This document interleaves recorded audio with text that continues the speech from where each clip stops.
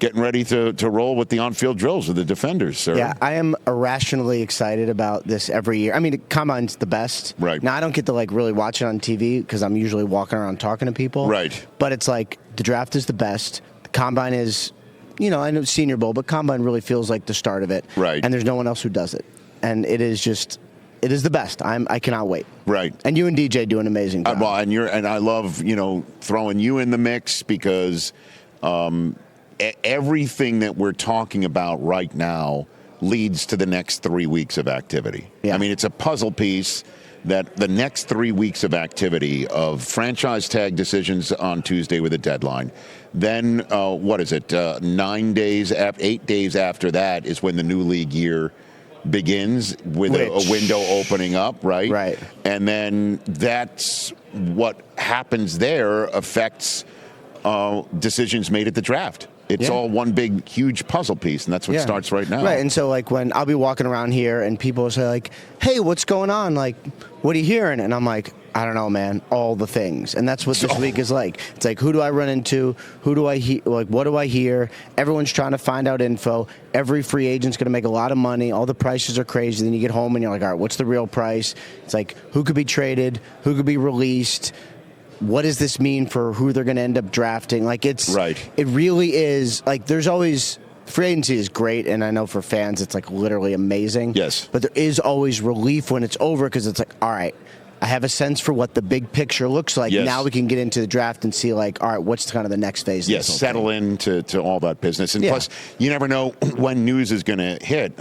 Mike Hoskins, my coordinating producer during the show open of our third hour, got on my ear. And I guess when I was, selling soap for my show, reading the read, there was video. I guess they found our cameras caught you on your phone showing something to Tom Pelissero and him going, I'll tell you exactly what that is. It's not news, but there is a party that I was invited to tonight that I would like my good friend Tom to join me at. Is that what that was? Might be mutually beneficial. Okay. Brockman is now sitting over there going, Brockman is not invited. +2, nope. TJ's +3. TJ can come.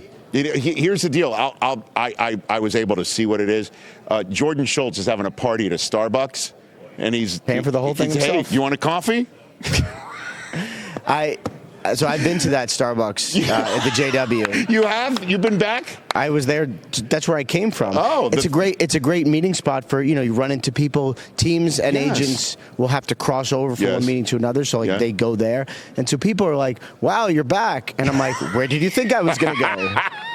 It's literally, I like coffee. They have little sandwiches there. Yeah.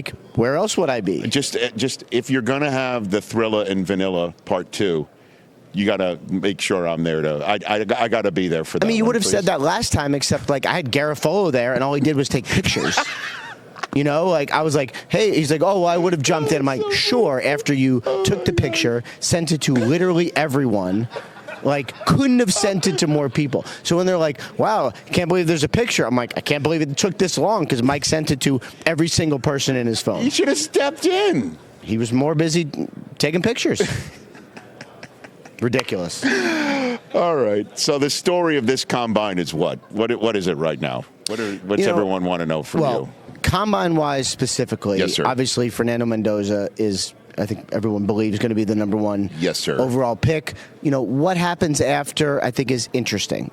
Draft will be really interesting. So, Mike, I know it was really not a flashpoint quarterback like last year with Shedeur. Yes, sir. But going to be a pretty good draft.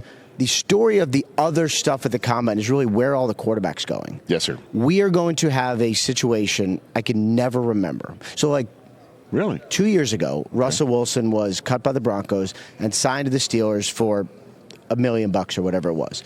A starting quarterback who was due the minimum. And we were all like, this is crazy. This never happens. We could have 5 of them this year. Seriously. Tua, if he gets released. Kyler, if he gets released. Justin Fields, Geno Smith, Kirk Cousins, who already is making $10 million this year from the Falcons, so everything else is offset unless he gets over 10, so he could play for the minimum. It's a lot of starting quarterbacks who could be cut at any moment. So, instead of waiting till free agency, we could be talking Tua, Kyler, all those guys next week, not 2 weeks. Right. Like, to what do we owe this? Is it because the cap keeps getting bigger? So eating this type of money, even though it is still highly significant, it is more doable every passing year because the cap gets bigger? Because why are we in a situation where is it just an outlier, or is this becoming something that might be a trend? I don't think it's an outlier. What I think is, if you have a guy, like you have a starting quarterback who you drafted, and there comes a point where it's either pay him or not. And almost always the choice is pay him. Because if you don't pay him, you got to go find another one, right? And it's like every quarterback discussion, even with the Vikings, it's like, oh, are they going to, replace JJ? It's like, well, they're not going to replace him. They're going to add, because if you, you have to find someone else. So everyone decides to pay. And what happens is, and at least in these cases, you pay these guys, then you're like, okay, well, this is not my guy anymore, and now you have no choice.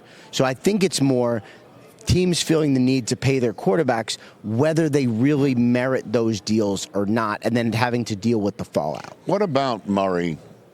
Why would the Cardinals be divorcing Kyler Murray? I haven't really heard a solid story on this. Here's the argument, and I would say this. I believe he'll get released.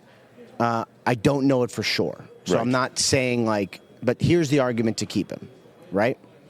The argument to keep him is he's still a good quarterback. Yes. You're already paying him $40-something million. He's due $20 million next year if he's on the roster. So that's guaranteed. If he's on the roster this year or on the roster? If he's on the roster this year, he's guaranteed $20 next year. Okay. That's why a release is likely for that money. But let's say you don't. Well, then you just deal with the $20 million later and you have your starting quarterback. And they have a new system. They have a new coach. There's a possibility that Michael Flores says, I'm just going to keep this guy. The reason why you move on is last year was a lot. He got injured. It was, I think, probably worse than people thought, took longer than people thought. They basically benched him for Jacoby Brissett, even though he was also kind of come back from an injury. They were like, Jacoby's our guy now. And I don't know how many quarterbacks will want to go back in the building after that. Those are the arguments on both sides. But before he got hurt is when he made that cryptic statement about the facilities that were being announced coming, where he said, if I'm going to be here. That was before he got hurt. And so something was already up. They were not good. I mean, I think he would like to be in a place that's not rebuilding. And actually, I sort of think sneakily the Cardinals have some talent. They really do. I could see if they get, Malik Willis, I don't know, a really viable starting quarterback. Right. They could be kind of good. They got talent, but I just don't know. I think Kyler's, you reach a point within an organization where you're like, I don't think it's going to happen. I would like something new. Okay. And is Tua that way with Miami right now? Oh, yeah. I mean, he said it. Don't take my word. Tua said, in his locker room cleanout day was basically do you think you would benefit from a fresh start? And he was like, yeah. Okay. All right. Yeah. All right. Good to talk. know. Yeah. But now there's a new regime, and that just doesn't. Listen, both Monty Arsonfort and Jon-Eric Sullivan, one at a podium and the latter right in the chair from which you're sitting, was all options on the table, which means it's over. At least that's the way I took it. Well, and I think both those GMs didn't do the deals that they're now trying to get out from, right. Which gives them the sort of flexibility. The flexibility to say, I'm out. Right. I'm cleaning up on aisle predecessor. Right. So where give me spots that you think these teams, that a team would go and hire either one of these guys and say, you're our starter. There's no competition. Okay. They're not coming in as a backup. All right. You're the starter. Oh, well, that makes it harder. Okay. Right? Because, I don't know that there's – I mean, the Jets would be one. I'd have to look at the list. Jets would be one, I know. Right. And they can spend a little bit. So, and then I should also say Derek Carr potentially in the mix as well. Yeah, what's the scoop there? He's property of the Saints, so they would have to trade him. It wouldn't be much, but I think they could get some draft pick compensation. Okay. He's 34. Yeah. And younger than I thought. Right. His shoulder, which he thought was going to be probably done forever, is not. Didn't have surgery, but I think he's in a good place. So he's kind of in the mix for starting quarterback as well. So, you have the Dolphins, you have the Cardinals, the Raiders will need a sort of bridge guy, more of like the Russell Wilson mold, to help Fernando Mendoza. But Tua and Kyler won. I mean, you're going to get them, and I certainly Kyler, right? But like Tua with the Jets. I mean, that doesn't seem to make much sense. But to be honest, there's not a lot of places to go where you're like, all right, you're the starter. You're good. Malik Willis will probably get one. If you're going to the Jets, you've seen the Jets are prepping the battleships for next year's draft. Sure. They have the picks. A lot of that going around. There's a lot of that going around. So you got to also look at, an opportunity and take it, but you also know it might just be you're bridging. You are bridging. But that's okay, though, because let's say I'm not saying it's Tua to the Jets, but let's say it is. Okay. Well, like, he's only going to sign a one-year deal for nothing because he's already getting paid by the Dolphins. So, like, they can use you and you can use them. Go out, play well. However many games you win. Jets have plenty of picks.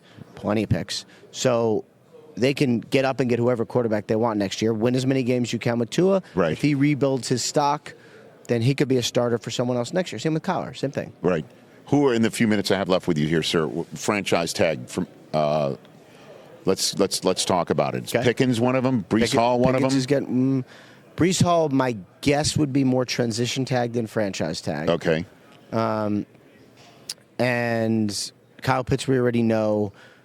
I don't know that there's going to be that many more. The Colts have a situation where they're either going to sign Daniel Jones to a long-term deal or they're going to franchise tag him.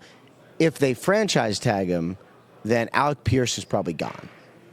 And that's probably the most interesting, dramatic one. Okay. Because you got to keep your quarterback. Because if Daniel Jones is out there, there's a start. That's a real starting quarterback for somebody.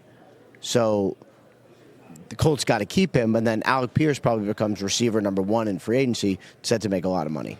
Yeah, you were saying on the show last week when you zoomed in from a ski chalet. Cannot believe that worked. No, by the way, it sounded great. I appreciate you doing it. That you said get ready for Pierce to make a heck of a lot more money than you would think. He's going to be. Those are the best things in free agency, right? Well, best is when I break it. Nice. Just be clear. Instead of me and Tom, also good. Yeah, your Avenger friend. Yep, my Avenger friend. Yep. But the guys who, it's hard to be a free agent. It's really hard. You got to not sign a deal that seems kind of good. Right. Lightning has to strike to get a great player to free agency. Yes, sir. And those guys who get to cash in, it's the coolest. It is life-changing money, and it is the coolest. And so, I'm looking forward to seeing some of that this year. Okay. And what's the one aspect? Give me a free agency surprise that we're not thinking of right now. No God. What do you got? I do think there'll be a bunch of trades. You do? A lot of trades. For involving who? Involving, there's 10 new coaches. And so usually we see trades like we did today where you have a new regime and a new scheme. Yes. And they're like, all right, you have this guy, he doesn't really fit. You have this guy, he doesn't really fit. Let's just trade. And similar to what we just saw with the Titans and the Jets? Yeah. Okay. Exactly. All and, it's like you try to find guys that fit. So 10 new coaches means a lot of players will probably get traded, and there's not that many good free agents. So trades will probably be the market. Okay.